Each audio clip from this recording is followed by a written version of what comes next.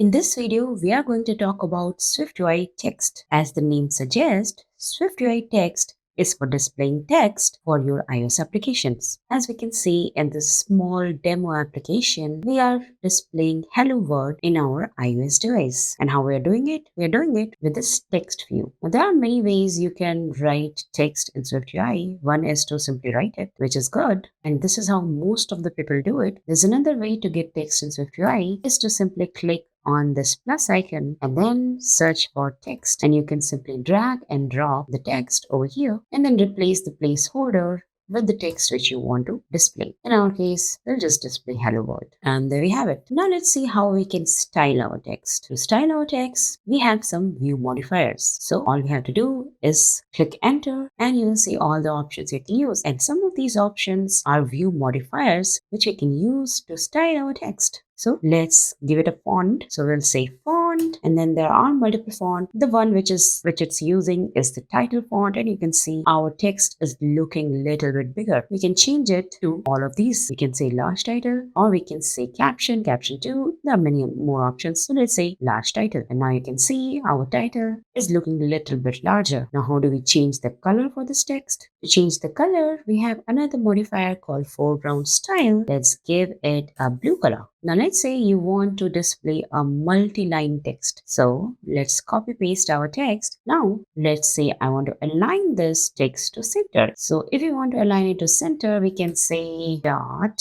We have another modifier. We can say multi-line text alignment dot center, and this will center our text. Now if you want to limit this line to like 2 or 3 lines only, we have limit line as well. So line limit, and we can say 2 line, and then you can see it is limited to 2 lines only, and rest of the lines are now dotted.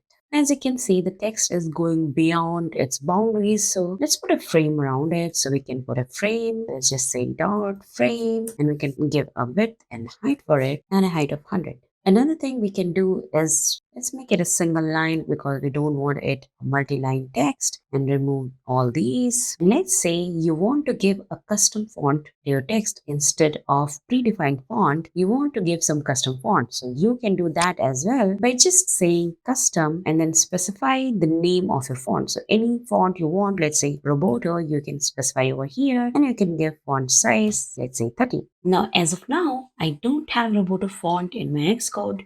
That's why it's taking the default font. But if you have your custom font in your Xcode, it should take that custom font to display your text. Now, these were some basic modifiers for text. Let's look into some advanced modifiers. Let's say, what if you want your word over here in the hello world, you want your word to appear in bold. How can you do that? So let's remove this, and to make it bold for word, all we have to do is add some asterisk signs around our word, and this is it. You can see the word over here is bold now. And that is what we wanted. So this is some rich text functionality which we get with SwiftUI text very easily. If you write your text directly inside text view like this, it would work. But what if you create a variable? Let's say I create a var called str, and in that, if I put this hello world string and then try to print this str, you will see my rich text is not appearing, and it should. It's printing the asterisk as well, because the rich text was supported with localized string key if you write the string inside the text right here. But if you create a variable and then create it like this, then localized string key is not part of the initialization for the text. So to make it work, all you have to do is call the string inside localized string key function. And now as you can see, our word is again appearing in bold. Let's say I want to show off my website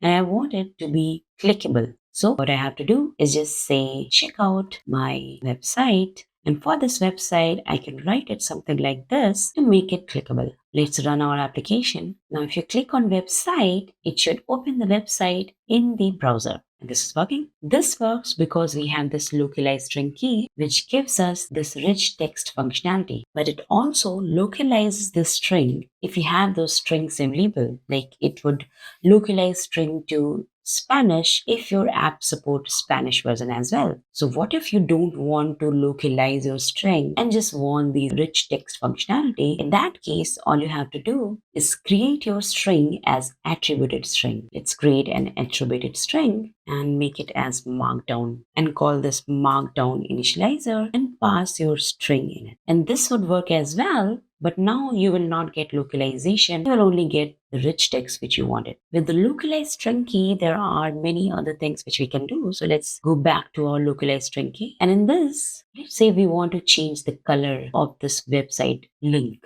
So all we have to do is call a modifier called tint, and let's change it to, let's say, red. And let's make our font to title. And my preview is paused, so let me refresh it. And there we have it. Xcode is complaining that my string should be a let, not a variable. Let's fix that as well. And our warning is gone. We can also do some custom action for this. Let's say on click of this website, I want to open some other part of my application itself, or I want to do something else. So we can do that as well. To do so, let's call environment. And in this, we'll have to call open URL and then open URL action. And for this URL, I can do anything I want in this block of code. So for the purpose of this example, let's just print it out and return that link is handled. Now if we run this application and click on website, you will see that link tab is printed in my console. Now these are some of the few things you can do with localized string key. You can also use text interpolation to style a text. So let's see how we can do that. So remove this and say text hello word. Now let's say I want to make this word in a different color with a different font than this hello string. All we have to do is make this word as a different text itself. So we can call it like this. And now on this text, we can apply different modifiers to make it look different than the hello string. So I can say foreground style to be of red color, and then let's say font of title. Now this looks like a rich text as well. Another thing we can do with text is show a dynamic date. How we can do that? Let's create a date and we can call it